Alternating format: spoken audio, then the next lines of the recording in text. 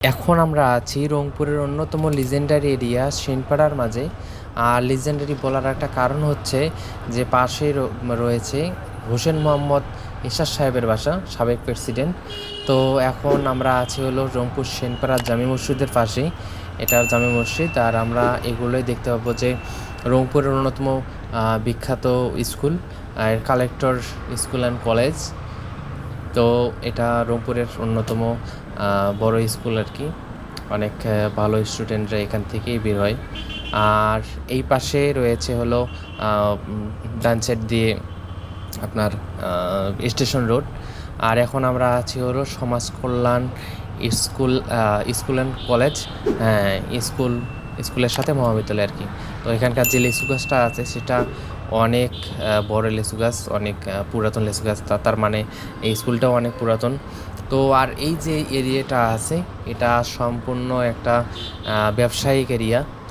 আর এই আশেপাশে যা দেখতে পাবেন প্রায় টাইলসের দোকান, মানে বিশেষ করে বলা চলে যে এটা আশেপাশের যে দোকান মানে বড় লোকদের কারখানার দোকান আর কি।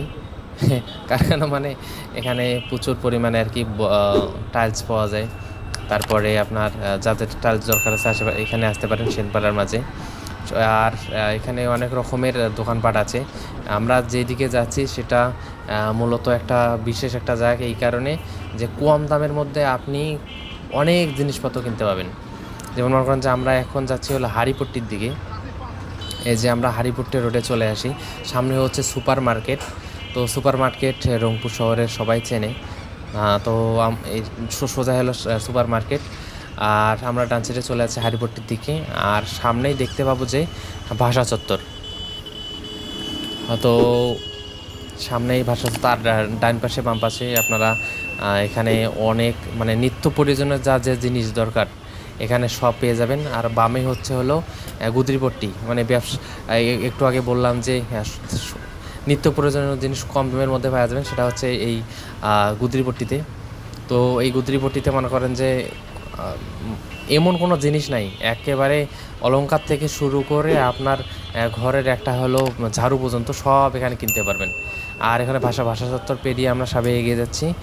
আর এটা হল ডান পাশে বাম পাশে যা দেখতে পাচ্ছেন সবই শাড়ির দোকান। এখানে শাড়ি শুধু না, এখানে আপনার মানে কাপড়ের দোকান আর কি। যা যা দরকার সব রকমের কাপড় পেয়ে যাবেন আপনারা এখানে।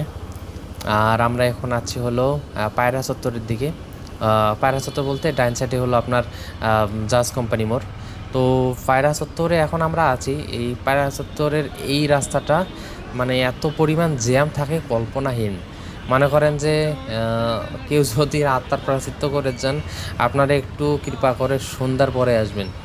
মানে এত পরিমাণ জ্যাম পাবেন, আপনার এই অসহনীয় হয়ে যাবে আর কি। এদিকে আর আসতে মন চাবে না। আর সম্ভবত এই রাস্তাটা মানে আরও বড় হওয়া দরকার এমন মনে হয়। কিন্তু আসলে রংপুর শহরের মানে অটো শহর বলা হয়।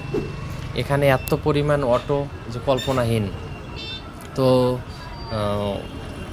এই বর্তমান পরিস্থিতিতে যে অবস্থা কারেন্টের, তো রংপুর শহরের এই কারেন্টে তো কাল খাইছে এইভাবেই, মানে প্রচুর অটো হয়।